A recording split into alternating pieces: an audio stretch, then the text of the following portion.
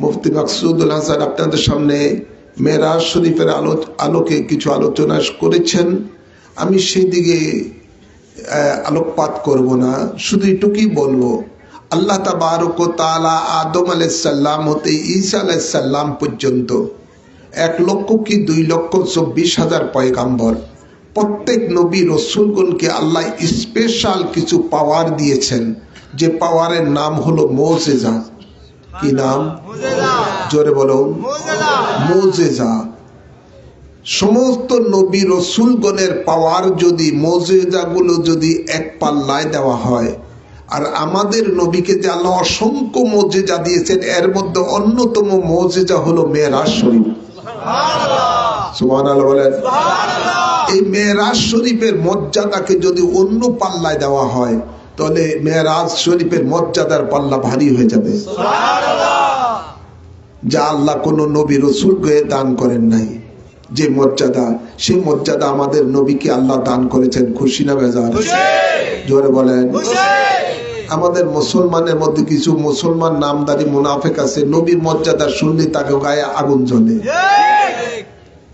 এগুলোর আগুন জ্বলতেই থাকবে, এই কারণে যে এটাও তাদের উপর আল্লাহর পক্ষ থেকে একটা আযাব।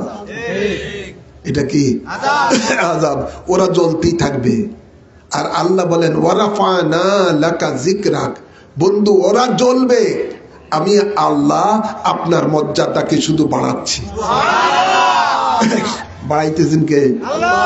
আল্লাহ তার নবী, তার হাবিবের মর্যাদা বাড়াচ্ছেন। আর কিছু মানব রূপী শয়তান আছে, শুধু গা জ্বলে। ঠিক না বেটি? আশা রাখি এলাকায় এগুলো নাই। আল্লাহ হেদায়েত করুক। আমিন বলেন, আমিন বলেন। ভাইরা আমার, বাবার আমার, আল্লাহ তাবারক ওয়া তাআলা এই আজিম ও শান মেরাজের রাত্রিতে আল্লাহ ঈমানদারের জন্য একটা খাস তোহফা দিয়েছেন। কি দিয়েছেন? একটা তোহফা, একটা হাদিয়া। কে দিয়েছেন? আল্লাহ। যে আল্লাহ আমাদের হায়াতের মালিক, ঠিক না বেটি?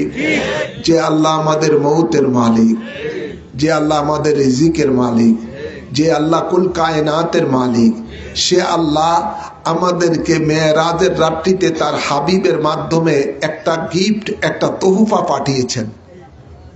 আমরা কি এই গিফট, আল্লাহর পক্ষ থেকে এই গিফটটা, এই হাদিয়াটা, এই তোহফাটা কি গ্রহণ করতে রাজি আছি না নাই? জোরে বলেন, আওয়াজ করে বলেন। আল্লাহ কবুল করুন।